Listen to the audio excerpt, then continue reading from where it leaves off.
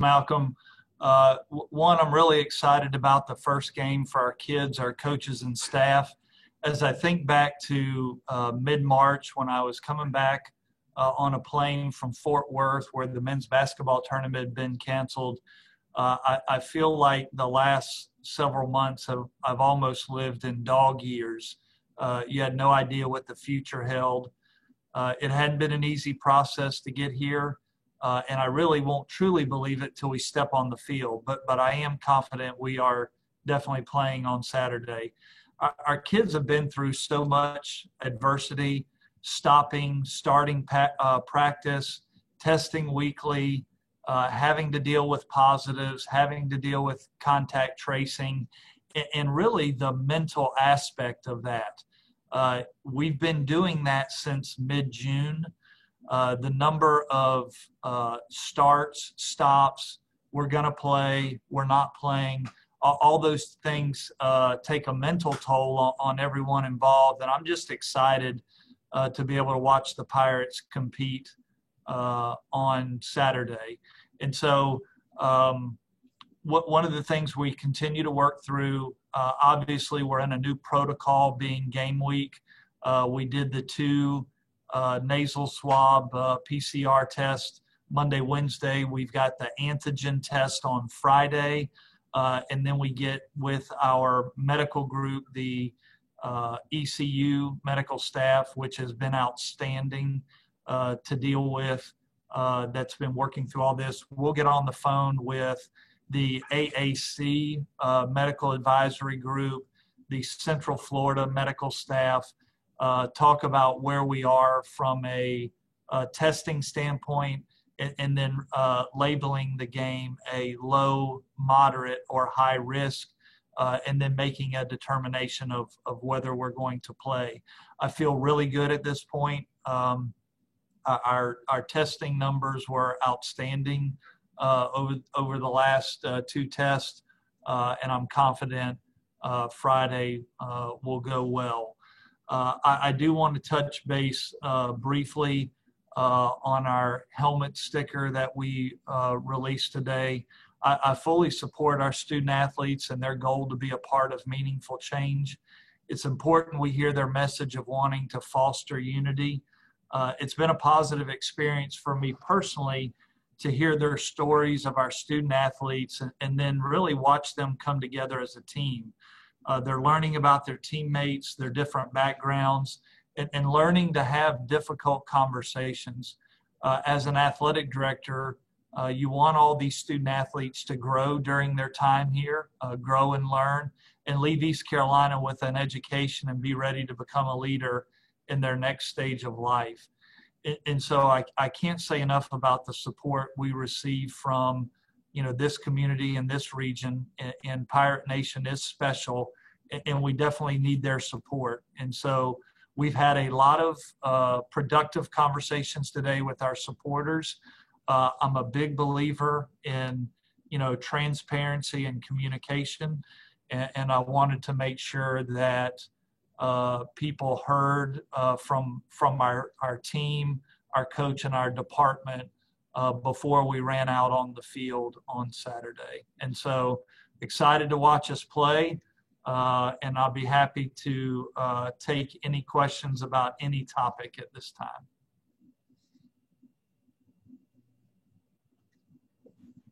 Hey, Mr. Gilbert, I was wondering if you could kind of take us through what the stadium will look like as far as, family members, the number allowed in, and sort of the sidelines and just the look of it and how it'll be.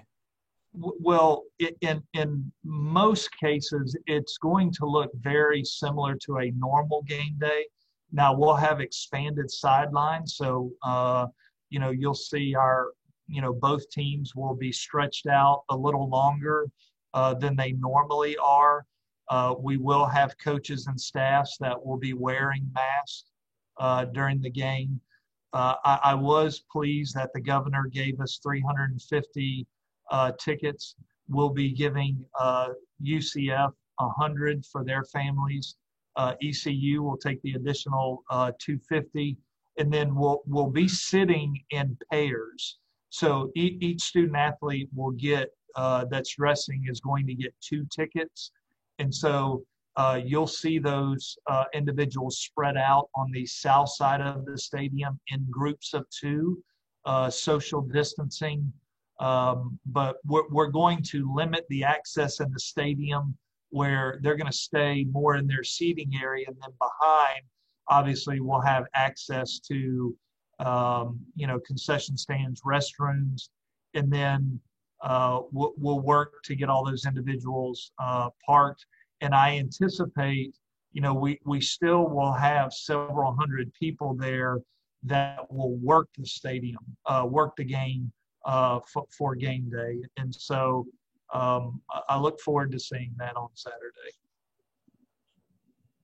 Central Florida will be on their on the north side, behind their bench. Their 100 tickets. Thank you. John, do you know Central Florida's travel plans, when they'll get in town, that type of thing? Yeah, they're planning on arriving sometime Friday afternoon.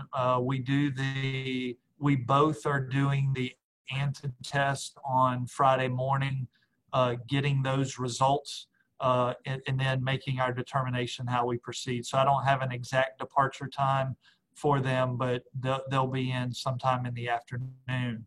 When we go to Georgia State next week, we'll do the 3 tests a week, the antigen on Friday, and then we'll wait for those results to make sure both us and Georgia State are clear before we get on the plane. John, you addressed a little bit in your letter today the attendance potentially for the Navy game. I guess how difficult will that be, with such a limited amount to kind of decide, who gets to go? Obviously, I know priority has a lot to do with that as well. Yeah, we're going to really we've had some initial conversations this week on that. We're going to turn our focus to that on Monday with the 7%. Obviously, we're going to have to reduce everyone. So as it relates to seating, we're going to make sure we get our donors in by priority. But, we're going to limit the visiting team to 100 tickets. We'll continue to offer 2 to our own football team so they can have their family members attend. But then we're also going to try to spread it as much as we can, because there are a number of constituent groups that really do need to get in, from a priority standpoint. And so we're going to have to be really methodical on how we do that. John, what does it mean for the program, maybe from an exposure standpoint, to have the game bumped up to ABC? Well, certainly the exposure that national TV and a channel like ABC brings is, number one, I would say, really important for this region, for this university, and then specifically our football program.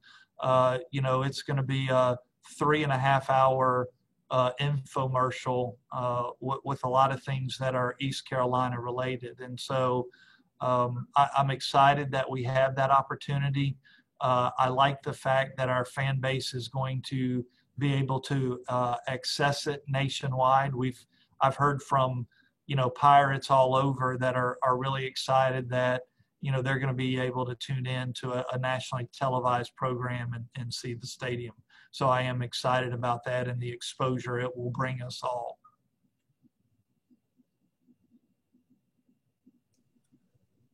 Okay, do we have any further questions for John? Okay, John, thank you very much for your time. Right, thanks, guys. Okay, and I believe Coach. Good. How are you guys? Doing well. We'll turn it over to you for an opening comment, and then we'll go with questions. Well, for the most part, practice preparations are completed for the week. For UCF, we'll have a final, some meetings tomorrow afternoon, and then a jog through in the stadium. And everything's pretty set and ready to go. It was a good week of practice. I thought we had a fantastic Tuesday practice. Yesterday and today were solid, and especially from our returners. Freshmen still got a first week. I mean, I've coached for many, many years. freshmen the first week of game week. You got to coach them up on how to practice on Wednesday and Thursday. It's not quite like high school was. So, good practices. Team's excited to play.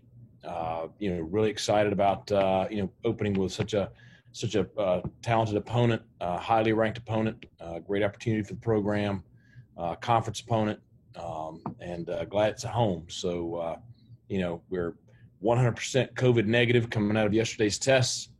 We'll have a few guys that'll, will not be available from return to play or injury situation Saturday, but for the most part, the bulk of our team will be dressed and ready to go. Okay, any questions for Coach Houston now? Coach, what gives you trouble more sleeping at night? The testing every other day, or the amount of young guys you're playing on Saturday? Or our opponent. I mean, any of the three, just pick one. I feel good about our testing from the standpoint of we've had, negatives on Monday, negative on Wednesday. Our guys are being very conscientious, so I would expect us to be negative tomorrow. So I feel pretty good about that going into the game. I got a bunch of guys that are playing their first college football game. They're going to be excited. I told them if they screw up, just screw up going 100 miles an hour. We'll figure the rest of it out. Big challenge on Saturday. Everybody's excited to play.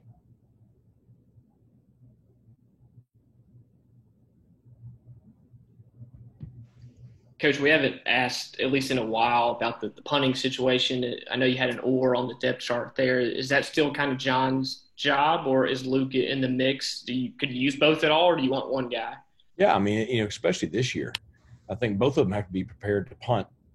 You'll probably see both of them punt this year. I think the competition has been very good, and I think it's been good for each. They've been good for each other in that they pushed each other. John's had a solid preseason, so has Luke.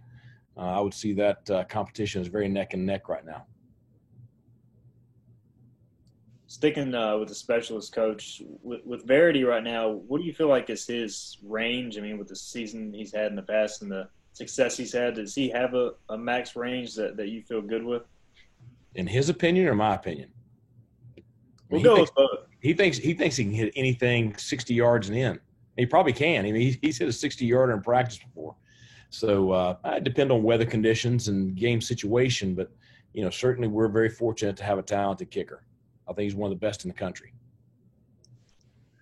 Coach, can you give us the latest on personnel overall, injuries and whatever that major concerns that you might have as you approach the last day or two before the ball game?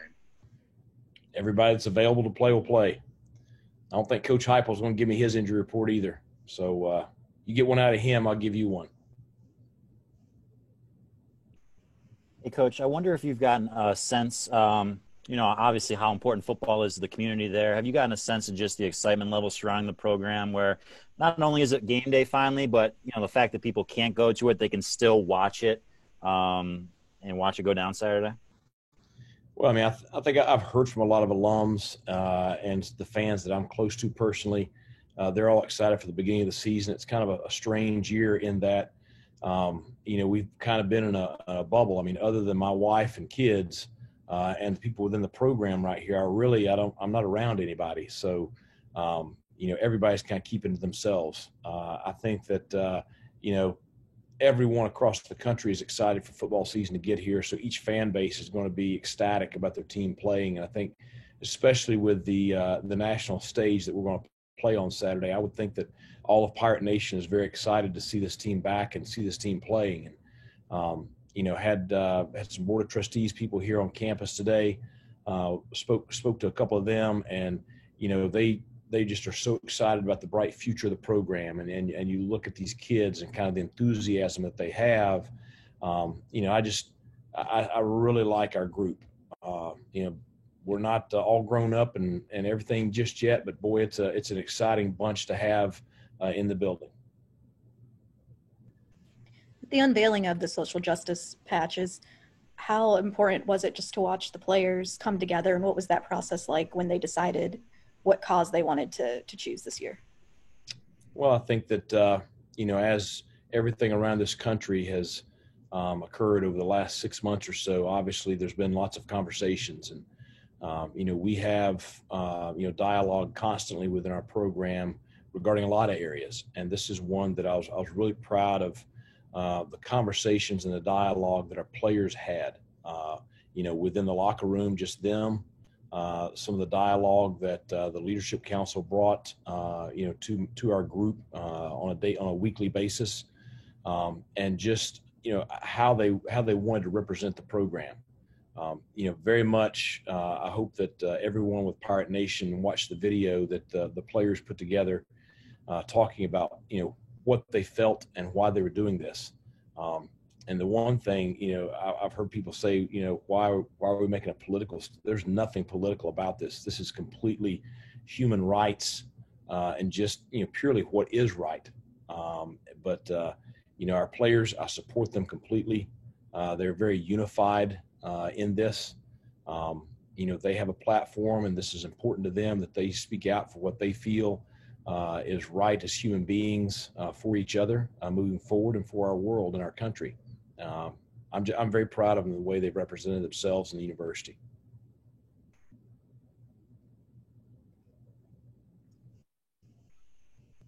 Okay, are there any other questions for Coach Houston this afternoon? Okay, Coach, thanks for your time, and we'll talk to you after the game on Saturday. We'll see you on Saturday. Game time's here. See you, Coach.